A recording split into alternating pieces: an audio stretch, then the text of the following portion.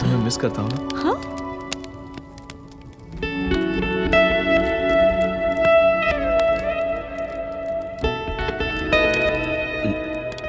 तुम लोग हमें ऐसे घूर क्यों रहे हो? क्या तुम दोनों सच में लवर्स हो?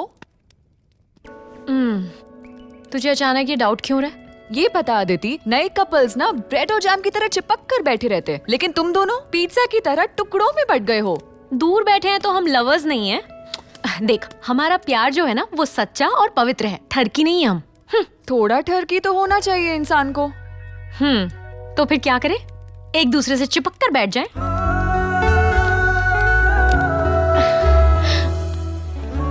अब ठीक है?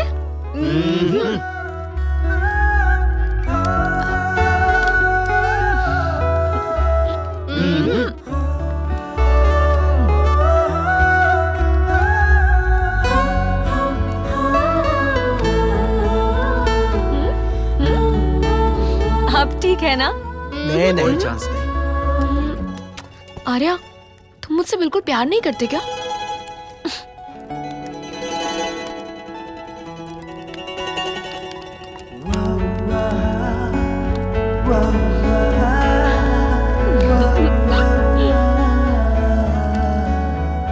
अब बताओ, अब लग रहा है ना असली लवर्स की तरह? ये सब तो एकदम कॉमन हो गया है। तुझे याद है उस दिन तूने इंस्टाग्राम लाइव पर इसे किस किया था ना? उसी तरह आज हमारे सामने भी इसे उतने ही प्यार से किस करके बता। किस?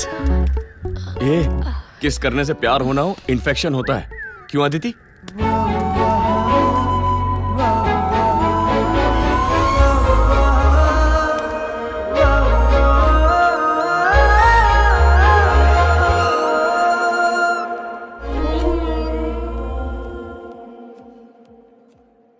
अबे यार, हम यहाँ किसी की डेथ सेरेमनी में आए हैं क्या? कब तक इस तरह मौन व्रत लेकर बैठे रहोगे? प्लीज कोई तो बात करो यार। क्या हुआ? अरे बोलो। जो चेहरे शैंपेन की तरह चमकते थे वो ठर्रे की तरह उतरे हुए क्यों हैं? रेनबो की तरह सबको खुश करने वाली तुम्हारी गैंग अचानक काले बादलों जैसी मायूस कैसे हो गई? कुछ काले बादल नहीं छाए बॉस। अगर इन्हें अकेला छोड़ दिया ना तो बिजली, बवंडर, तूफान सब दिखाई देगा। नहीं नहीं नहीं, शुगर फैक्ट्री पब में ओनली रेन डांस, बाकी सब नहीं। चलो बताओ यार, प्रॉब्लम क्या है? मुझे कुछ कहना है। मुझे भी कुछ कहना है। अब पहले मैं कहूंगा। नहीं, पहले मैं कहूंगी। रुक जाओ डार्लिंग, लड़कियां बोलने में होशियार होती है तो बड़ी आगे निकल जाती हैं। बॉब। जरा इन कछुओं को भी बोलने का एक मौका दो। तुम बोलो। आदिति, हम दोनों ने अपनी लाइफ, अपने उसूलों के बारे में पहले ही बात कर ली थी। उस दिन मैंने पार्टी के मूड में, नशे में धुत होकर गलती कर दी। तुम्हारे लिए मुझे कोई फीलिंग्स नहीं है। मेरा प्यार नकली था। नकली था? ये क्या बात हुई? दारू में असली नकली सुना था, प्यार भी नकली होता है? हे डीजे ईशा,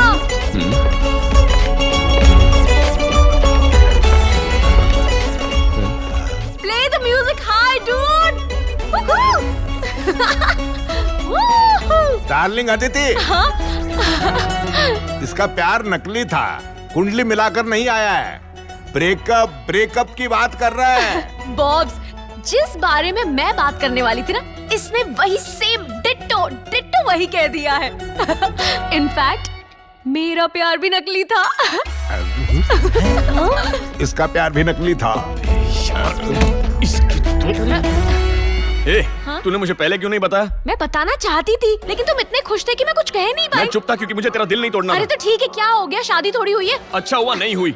वैसे तूने मेरा इतना टाइम वेस्ट किया, वापस कैसे आएगा? मेरा टाइम भी वेस्ट हुआ है। मुंह पर जिप लगाकर क्यों बैठे थे? जिप नहीं लगाई थी, पर तेरी उस इंस्टाग्राम स्टोरी वाले कांड की वजह से ये सब हुआ। ओए सुन, पता है मैं तेरी वजह से लोगों की नजरों में कितनी चीप बन गई हूँ? नहीं, तू चीप नहीं है, तू चीट है। मैं चीट हूँ? अगर मैं चीट हूँ तो तू फ्रॉड है, समझा? इडियट। जुबान संभाल के बात कर। तू चुप कर। तू चुप कर। तू चुप कर। चुप कर। कैसे हो रहे तुम लोग? नॉनसेंस। तू इससे प्यार करता है या नहीं? No chance.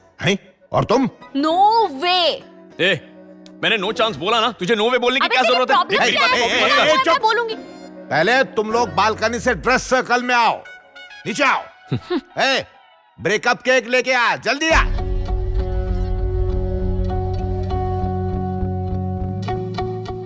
ओके ओके, तो आज के बाद no WhatsApp chat, no Insta, no Twitter. 100 बात की एक बात, नो कांटेक्ट। पहले डिलीट कर चुका हूं। फोन क्या, मैं तो जिंदगी से डिलीट कर चुकी हूँ। Okay okay okay. अब अगर तुम दोनों में से किसी ने भी एक दूसरे से मिलने की, कांटेक्ट करने की, कॉल करने की कोशिश की तो हम क्या करेंगे? मैं खुद तुम दोनों की शादी करवा दूंगा, समझ में आई बात? फिर तुम दोनों एक दूसरे को जिंदगी भर टॉर्चर पे टॉर्चर करते रहना। हाँ, हमारी शुगर फैक्ट्री में हम प्यार सेलिब्रेट करते हैं, लेकिन आज पहली बार हम ब्रेकअप भी सेलिब्रेट करने वाले। No hard feelings, okay?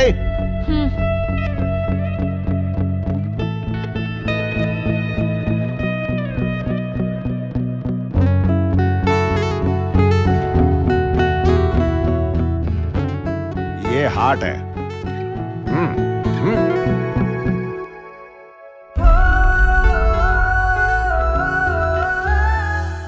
उस दिन शुगर फैक्ट्री में ब्रेकअप सेलिब्रेट करने के लिए वो लोग एक दिल के शेप का केक लाए थे।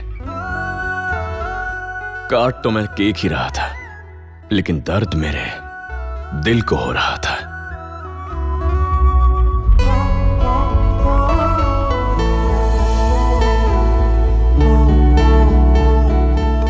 वो मुझसे दूर चली गई और मैं उससे दूर गया। ना वो मुझसे मिलने आई, ना मैं उससे मिलने गया।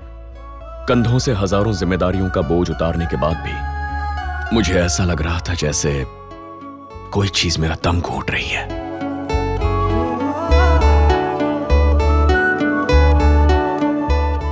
उस दिन तालियां, हंसी, खुशी सब था, पर फिर भी कोई बात मन को सता रही थी। मेरी और उसकी सभी हसीन यादें, और इस सब की गवाह थी ये शुगर फैक्ट्री। हाय आर्या। मेरे अंदर के टूटे फूटे अधूरे प्यार को जगाकर मेरी नींद की पूरी वाट लगा के तुम लोग कॉम्प्लीमेंट्री ब्रेकफास्ट खा रहे थे। नहीं नहीं नहीं नहीं नहीं, तुम हमें गलत समझ रहे हो आर्या। तुम्हारी अधूरी लव स्टोरी के बारे में सोचकर हम ना खा पा रहे ना सो पा रहे हैं। खाना आधा छोड़कर निकल आई। बॉब्स, हाँ। आप क्यों आए? क्यूरियोसिटी जाग गई है। कल आपने मुझे डांटा क्यों? अरे शराब पीकर मैं क्या बोलता हूँ मुझे नहीं पता होता, तो तुझे मैंने डांटा या याद रहेगा? तो सुन ले, अब से ना तेरी फीलिंग्स मेरी फीलिंग्स हैं। किस बात का दर्द है तुझे? कोई लत छोड़ने की कोशिश करो तो ज्यादा तलब लगती है, और जब भूलने की कोशिश करो तो यादें जान ले लेती हैं। मेरी रोजमर्रा की जिंदगी में अदिति हर जगह महसूस होने लगी। ब्रेकअप के बाद जो वक्त हमने साथ गुजारा वो काटने को दौड़ता था। कभी कभी ऐसा लगता था गलती से ही कहीं कहीं उससे मुलाकात हो जाए, लेकिन मेरा जो ये दिल था ना वो बड़ा ठीक था। उसने कभी अदिति को कॉल करने की इजाजत नहीं दी। जब जिंदगी की लग जाती है ना, तो मुफ्त की सलाह देने वाले दोस्त घर के बाहर लाइन लगाकर खड़े हो जाते हैं। मैं उन सब से मिला। ब्रो, बस में लड़की देख लेगा तो हफ्ते तक याद रहेगी। अब ये लड़की तो तेरे साथ इतने दिनों तक रही है, उसने तेरे दिल पर छाप छोड़ी होगी ना, तो तुम मिस कर रहा है ना उसे, तो ढूंढ ले।